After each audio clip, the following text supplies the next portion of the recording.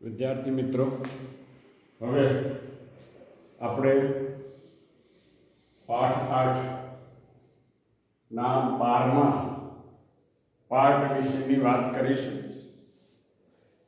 આ 12મા પાઠની અંદર નશાકારક પદાર્થો વિશેની વાત કરીશું. નશાકારક પદાર્થમાં આપણે અફીણ અને તેના વ્યુત્પન્ન વિશેની વાત કરીએ. આપણે જાણીએ છીએ કે અત્યારે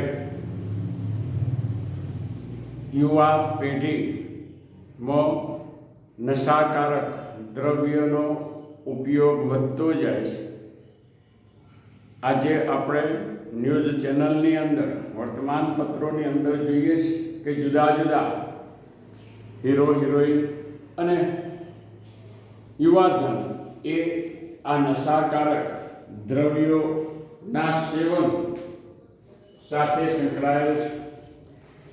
અને આપણે જાણીએ છીએ કે આંકડાકીય સર્વેક્ષણ પરથી અવલોકન કરી શકાય છે કે કેફી પદાર્થ અને દારૂનું સેવન યુવાનોમાં વધુ જોવા મળે છે, જેના પરિણામે ઘણી નુકસાનકારક અસરો ઉદ્ભવે છે.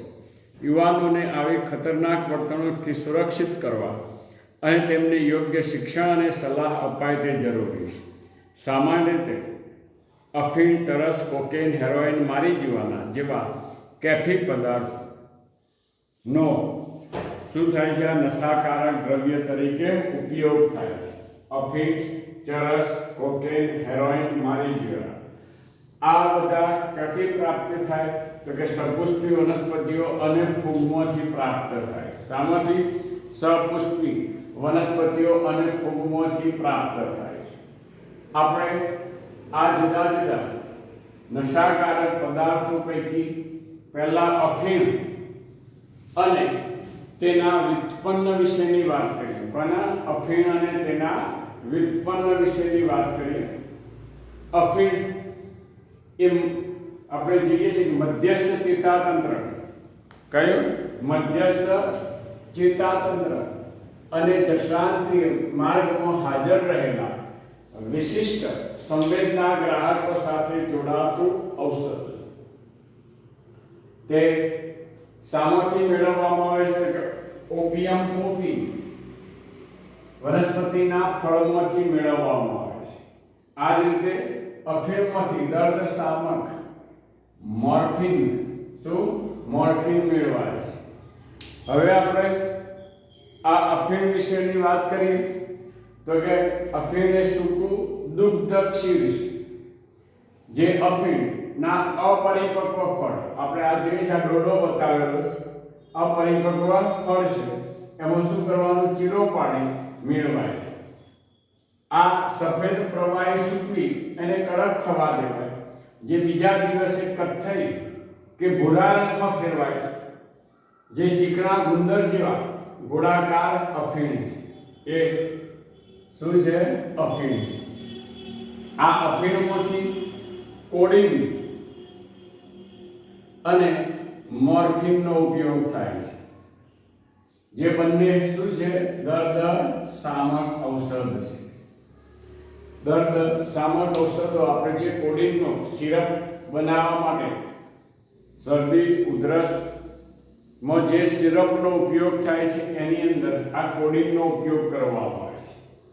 આપણે હવે મોર્ફિન વિશેની વાત કરીએ છીએ ત્યારે જોઈએ આ મોર્ફિનનું શું છે? રાસાયણિક બંધારણ છે. કોનું? મોર્ફિનનું રાસાયણિક બંધારણ છે. કેટલીક વખતે પરીક્ષાની અંદર તમને પૂછ્યું હોય કે આ કયા નશાકારક પદાર્થનું બંધારણ છે, તો આપણને આવડવું જોઈએ કે આ મોર્ફિનનું બંધારણ છે. આ OH હાઇડ્રોક્સી સમૂહ છે, આ CH2, આ OH, આ H. અહીંયા આપણે જોઈએ છીએ કે આ મોર્ફિન એ અસરકારક, કેવો? શાંતિદાયક કે દર્દ શામક ઔષધ છે. જે વ્યક્તિને ઓપરેશન કરવામાં આવ્યું, આપણે જાણીએ છીએ કે શસ્ત્રક્રિયા કે ઓપરેશન કરવામાં કે સર્જરી કરવામાં આવેલ હોય તેવા દર્દીઓ માટે આ ખૂબ ઉપયોગી છે. તે મુખ્યત્વે નાના મગજના ચેતાકોષો પર કાર્ય કરે છે. શું કરે છે? પીડાને અવરોધી શરીરને પીડાથી મુક્ત કરે છે. તે એક ઉત્તેજક તરીકે પણ શાના તરીકે? ઉત્તેજક તરીકે પણ કાર્ય કરે છે. ચિંતા, ભય અને તણાવને દૂર કરે. ચિંતા, ભય અને તણાવને દૂર કરવાનું કાર્ય કરે છે. હવે આપણે જોઈએ હેરોઇન વિશેની વાત. કોના વિશેની વાત કરીએ? હેરોઇન. તે સ્મેક તરીકે પણ ઓળખાય. શાના તરીકે? સ્મેક તરીકે પણ ઓળખાય છે. તે રાસાયણિક રીતે ડાયએસિટાઇલ મોર્ફિન છે. શું છે? ડાયએસિટાઇલ મોર્ફિન છે, જે પાપાવર સોમનીફેરા ના દૂધમાંથી એટલે દૂધ કે ક્ષીરમાંથી મેળવાતો સફેદ વાસવિહીન કડવો સ્ફટિકમય પદાર્થ છે. આજે આપણે જોઈએ છીએ યુવાનો આ હેરોઇનનો વધારેમાં વધારે ડ્રગ્સ તરીકે ઉપયોગ કરે છે. જે કેવો છે? સફેદ વાસવિહીન કડવો સ્ફટિકમય પદાર્થ. તે મોર્ફિનના કઈ પ્રક્રિયા દ્વારા? એસિટાઇલેશન પ્રક્રિયાથી મેળવાય છે. તે સામાન્ય રીતે કોના દ્વારા? નાસિકા દ્વારા, એટલે કે નાક વડે, અથવા તો આપણે એમ કહીએ છીએ ઇન્જેક્શન. કેટલાક લોકો ડ્રગ્સ શાના વડે છે? ઇન્જેક્શન વડે લેતા હોય છે. આ ઇન્જેક્શન દ્વારા લેવામાં આવે છે. તે કેવું છે? તણાવ શામક, એટલે તણાવને ઘટાડવાનું, ચિંતાને ઘટાડવાનું કાર્ય કરે છે અને શરીરના કાર્યોને ધીમા પાડે છે. સ્મેક એ હેરોઇનની શું છે? અશુદ્ધ પેદાશ. સ્મેક એ હેરોઇનની અશુદ્ધ પેદાશ. આ રીતે આ એક નશાકારક પદાર્થ આપણે જોયો, અફીણ. હવે બીજા નશાકારક પદાર્થ કેનાબિનોઇડ્સ અને કોકેન વિશેની વાત કરીએ. કોના વિશેની વાત? કેનાબિનોઇડ અને કોકેન વિશેની વાત કરીએ. કેનાબિનોઇડ એ શું છે? કે રસાયણોનો સમૂહ છે. આ રસાયણો મગજમાં રહેલા કેનાબિનોઇડ ગ્રાહકો સાથે પ્રતિક્રિયા કરે છે. કેનાબિસ સટાઇવા શાના તરીકે? ભોંગ તરીકે ઓળખાતી વનસ્પતિના પુષ્પ વિન્યાસમાંથી, સામાન્ય પુષ્પ વિન્યાસમાંથી કુદરતી કેનાબિનોઇડ મેળવવામાં આવે છે. કેવો? કુદરતી કેનાબિનોઇડ મેળવવામાં આવે છે. આપણે કેનાબિસ વિશેની વાત કરતા હતા. આ કેનાબિસ એ વનસ્પતિઓના ટોચના પુષ્પ, પર્ણ અને ડાળનો વિવિધ સંયોજનોનો ઉપયોગ કરી મારીજીવાના, હશીશ, ચરસ અને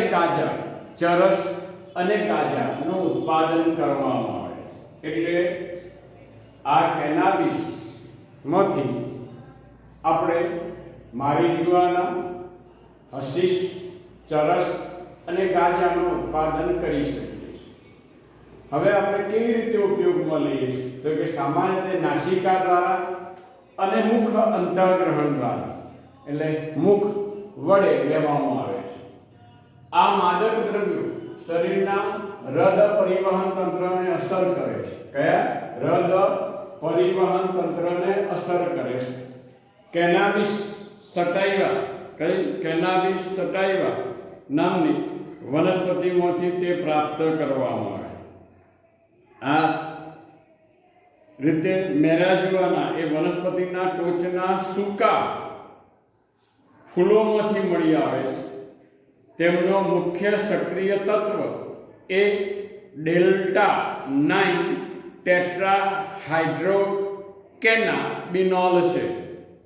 ડેલ્ટા 9 ટેટ્રાહાઇડ્રોકેનાબિનોલ છે, જે ઔષધ તરીકે ઉપયોગમાં લેવામાં આવે છે. ત્યારે આંખની કીકી પહોળી થાય છે, મૂત્રનું નિર્માણ વધુ થાય, રુધિરમાં શર્કરાનું પ્રમાણ વધે છે. આ મેરીજુઆના એ તમાકુ સાથે ભેળવી અને સિગારેટમાં ઉપયોગમાં લેવાય છે. તેની કેટલીક આડઅસરો પણ થાય છે, પણ વ્યક્તિ એની અસરો જુદી જુદી હોય છે. કેટલીક વાર હિંસક કે કેર વર્તાવના પોતાના માટે તેમજ બીજા માટે ભયજનક બને છે. હવે આપણે કોકેઇન અથવા તો કોકેઇન અથવા તો કોક અથવા તો ક્રેક વિશેની વાત કરીએ, જે એરિથ્રોઝાઇલમ કોકા નામની વનસ્પતિમાંથી મેળવવામાં આવે છે. આ કોકેન એ દક્ષિણ આફ્રિકાની વનસ્પતિ કઈ કોકા એરિથ્રોઝાઇલમ કોકામાંથી કોકેન અથવા કોકો આલ્કલોઇડ સ્વરૂપે મેળવવામાં આવે છે. તે વનસ્પતિ ના સૂકા પર્ણને ડાળીઓમાંથી મેળવવામાં આવે છે. બીજું, તે નાસિકા વડે લેવાય છે. તે મધ્યસ્થ ચેતાતંત્ર માટે ઉત્તેજક, ઉત્સાહની અનુભૂતિ કરાવનાર તેમજ ઉર્જાનો વધારો કરે છે. તે ચેતાપ્રેષક દ્રવ્ય ડોપામાઇનના વહનમાં ખલેલ પહોંચાડે છે. જેથી વધુ માત્રા એ ભ્રામકતા પ્રેરે છે. તેનો દુરુપયોગ કરવાથી માથાનો સખત દુખાવો, શારીરિક તાણ કે આંચકી આવી અથવા તો હૃદય બંધ થવાથી કે શ્વસન તંત્ર નિષ્ફળ જતો વ્યક્તિનું મૃત્યુ પણ થવાની શક્યતા રહે છે. આ રીતે આપણે જોઈએ કે આ કોકેન કે કોકો વિશેની વાત કરી. આ ઉપરાંત આપણે જાણીએ છીએ કે બીજી કેટલીક વનસ્પતિઓ એટ્રોપા, બેલાડોના અને ધતુરો, રમતવીરો પણ કેનાબિનોઇડનો ઉપયોગ કરતા થયા છે. હશીશ એ સાંદ્ર રેઝિન છે જે કેનાબીજ વનસ્પતિના માદા ફૂલમાંથી મેળવાય. સામોથી કેનાબીજ વનસ્પતિના માદા પુષ્પોમાંથી મેળવાય છે. એલએસડી એ મૂળ સામાન્ય માયાજાળ કે ભ્રમ રચનાર અને ખૂબ શક્તિશાળી મનની સ્થિતિને બદલનાર રસાયણ છે. તે લાઇસર્જિક એસિડમાંથી ઉત્પાદન થાય છે. તે રાયમાંથી થતી ફૂગ ઇર્ગોટમાંથી મળી આવે છે. એલએસડીની અસર વિશે કોઈ નિર્દેશ થઈ શકતો નથી, પણ એમ્ફેટામાઇન એ ઉત્સાહવર્ધક ગોળી છે. મોટે ભાગે રાત્રે જાગરણ કરતા વ્યક્તિઓ તેનો ઉપયોગ કરે છે. તેની અસર કોકેનને મળતી આવે છે. આ જ રીતે બાર્બિચ્યુરેટ શાંતિ બક્ષનાર સંશ્લેષિત ઔષધ છે, જે મૂળાની ગોળીઓ તરીકે સામાન્ય ઓળખાય છે. આમ આ ઔષધો સતત ઉપયોગ કરવાથી શરીર ઔષધ વગર કાર્ય કરી શકતું નથી. તેથી લાંબા ગાળે અંગોને શું થાય છે? નુકસાન થાય. આમ નશાકારક દ્રવ્યો જે છે એ લેનાર વ્યક્તિ એ નબળો પડતો જાય છે અને જે તે અંગને નુકસાન થવાની પણ શક્યતા રહેલી છે. ઓકે.